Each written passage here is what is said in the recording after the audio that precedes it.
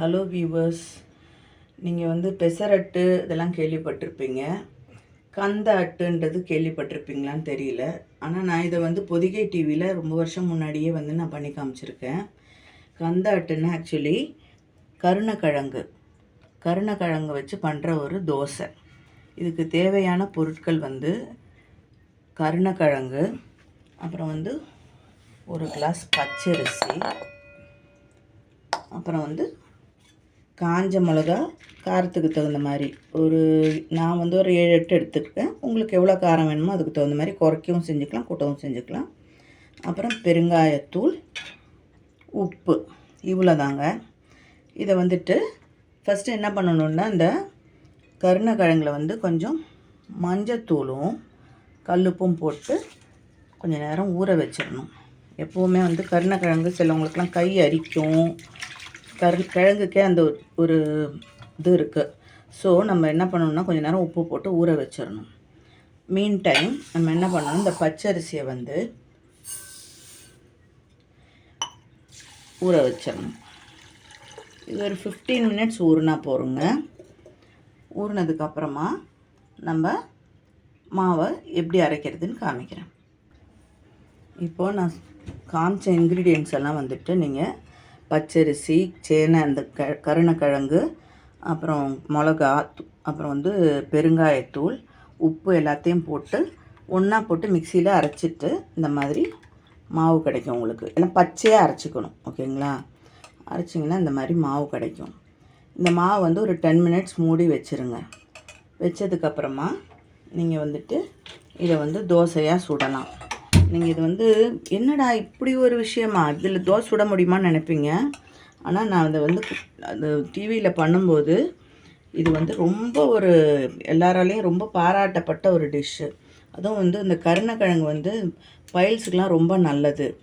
கருணக்கிழங்கு அலர்ஜின்னு சொல்லி நிறைய பேர் சாப்பிட மாட்டோம். ஆனால் வந்து இந்த மாதிரி உப்பும் மஞ்சத்தூளும் போட்டு வைக்கும்போது கருணக்கிழங்கோட அந்த இதெல்லாம் போயிடும், அந்த அலர்ஜி அந்த இதெல்லாம் போயிடும். அதுக்கப்புறமா வந்து நீங்கள் வந்து யூஸ் பண்ணிங்கன்னா அந்த இச்சிங் இருக்காது, கையிலலாம் அரிக்காது. அது வந்து நீங்கள் இந்த மாதிரி தோசை சுட்டு சாப்பிடும்போது ரொம்ப நல்லது உங்களுக்கு. எப்போவுமே ஒரே மாதிரி தோசை ஒரே உளுந்தையும் அரிசியும் அரைச்சி சுடும்போது இது ஒரு டிஃப்ரெண்ட்டாக இருக்கும் உங்களுக்கு. வீட்டில் எல்லாருக்கும் ரொம்ப பிடிக்கும். இதுக்கு வந்து சும்மாவே சாப்பிடவும் செய்யலாம்.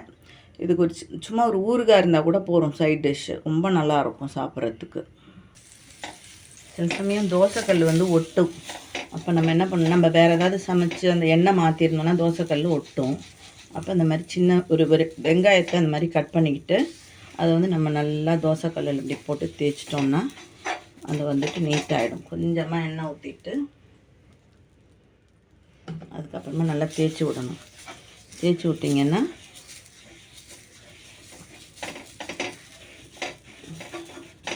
தோசைக்கல்லில் தோசை நல்லா வரும். இப்போ நம்ம தோசை சுட்டு பார்ப்போம்.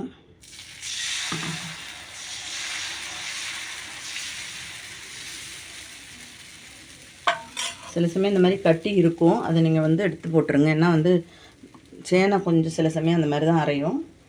நல்லா அரைச்சி விடுங்க. பாருங்கள், நல்லா எண்ணெய் சுற்றி போட்டுக்கோங்க. பச்சரிசி இல்லை, அதனால் வந்து என்ன ஆகும்னா கொஞ்சம் ஒரு மாதிரி வெள்ளை வெள்ளையாக நிற்கும். அதனால் கொஞ்சம் எவ்வளோ நேரம் கொஞ்சம் நம்ம அரைச்சதுக்கப்புறம் வைக்கிறோமோ தோசை மாவை, அப்படி தான் வந்துட்டு ஒரு அட்லீஸ்ட் ஒரு 15 மினிட்ஸ் 10 மினிட்ஸ் வச்சோன்னா நம்மளுக்கு நல்லா வரும்.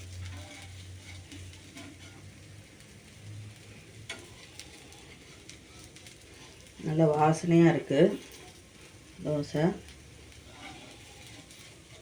யாருமே எதிர்பார்த்துருக்க மாட்டோம் இல்லையா, இதில் எல்லாம் ஒரு தோசை சுட முடியும்னு. பாருங்கள், நல்ல மொறுமொறுன்னு வரும் தோசை. இதுக்கு வந்துட்டு நீங்கள் வந்து தேங்காய் சட்னி வச்சு சாப்பிட்டீங்கன்னா ரொம்ப நல்லாயிருக்கும்.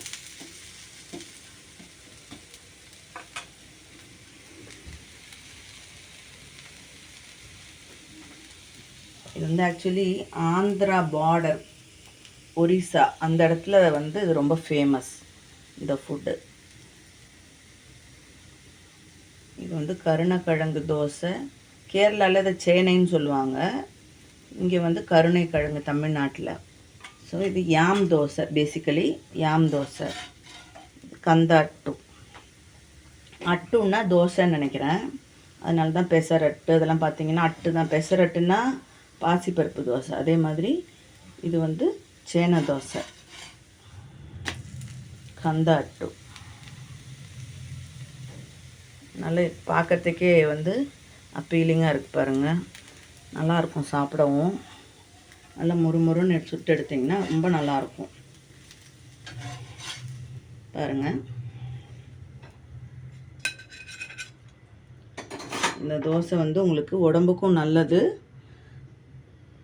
யாருக்கெல்லாம் வந்துட்டு இந்த கருணக்கிழங்கு சாப்பிட இஷ்டம் இல்லையோ இது மாதிரி பண்ணி கொடுங்க, சாப்பிட்டுடுவாங்க. இது வந்து பைல்ஸுக்கெலாம் ரொம்ப நல்லது.